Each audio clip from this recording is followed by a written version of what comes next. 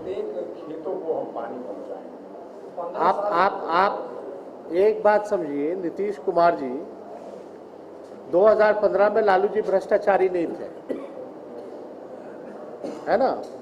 2015 में लालू जी भ्रष्टाचारी नहीं थी, उसलिए नीतीश कुमार जी जो है फोन कर कर करके पैरों पे गिर गिर करके वो आए थे समर्थन लेने।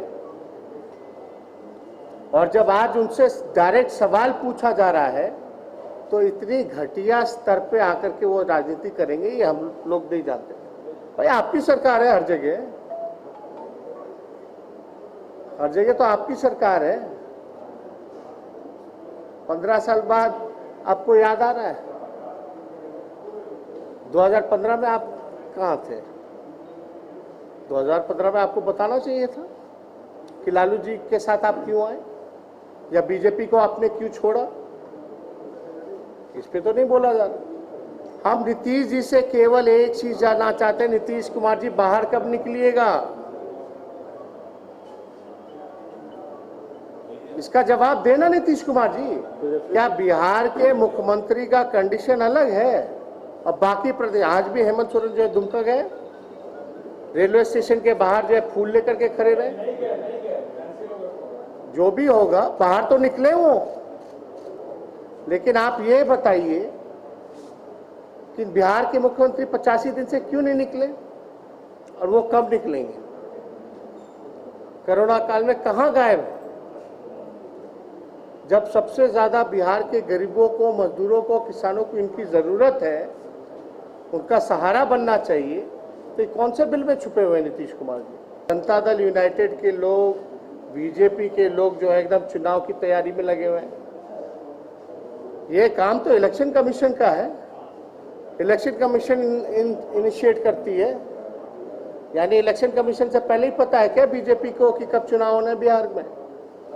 इलेक्शन कमीशन से पहले पता है क्या जेडीयू को कि कब होने चुनाव? जब इलेक्शन कमीशन इनिशिएट करेगा, और इसमें तो हम लोगों का मानना है कि पहली बार जो है बिहार में इस तरह का, क्या पूरे देश में इस माहौल में जो बिहार पहला चुनाव होने जा रहा है, ऐसा जब भी हो तो इलेक्शन कमीशन सारी पॉलिटिकल पार्टी को बुला करके अपनी राय रखने का मौका दे कि क्या करना चाहिए। तो एक बार इनिशिएट तो करे, तब तो बात हो सकती है। बिना इनिशिएट किए हुए बीजेपी के आईटी सेल को तो पहले ही डेट्स पता होते हैं, इस पे कोई सवाल नहीं पूछता। नहीं, सब सवाल पूछते हैं हम लोग। हम पूछते जवाब नहीं मिलता। क्या चाहता है तेजस्वी यादव, क्या चाहते हैं? समय पे चुनाव हो, जैसा संक्रमण ये इलेक्शन कमीशन को हम बताएंगे, ये इलेक्शन कमीशन को हम बताएंगे, लेकिन सरकार को पहले स्पष्ट करना चाहिए ना कि बिहार में क्या स्थिति है।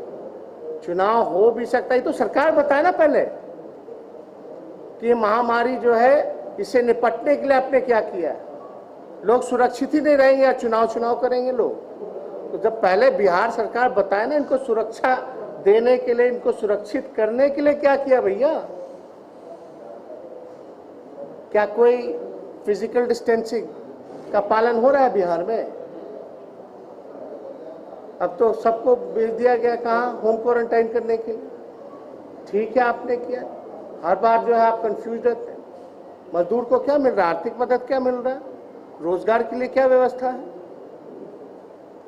ये देखिए, चुनाव से थोड़ा, चुनाव तो होते रहेगा, लेकिन जिन लोगों का जान बचा सकते कम से कम वो तो बचाएं। हम लोगों का जान तो बचाइए, मतलब मरने के लिए छोड़ दिया, चुनाव की बात कर रहे। आप लोग पूरी बात नहीं समझते। लोकसभा का पैटर्न अलग होता है, विधानसभा का पैटर्न अलग होता है, दूसरे मुद्दे पे चुनाव होता है। ठीक लोकसभा के बाद बिहार में बाई इलेक्शन हुए थे, बाई इलेक्शन हुआ था। बाई इलेक्शन में आरजेडी जो है लगभग सभी सीटों पे चुनाव जीती थी। उस समय भी गठबंधन जो थे, अपने हमारे साथ जो लोग थे, हमें और कांग्रेस को छोड़ दें तो जो मांझी जी थे, कुशवाहा जी थे या सनफ मला, तो अलग अलग चुनाव लड़े। नतीजा सबके सामने है। तो जो ग्राउंड रियलिटी है उसको तो आपको जानना पड़ेगा ना।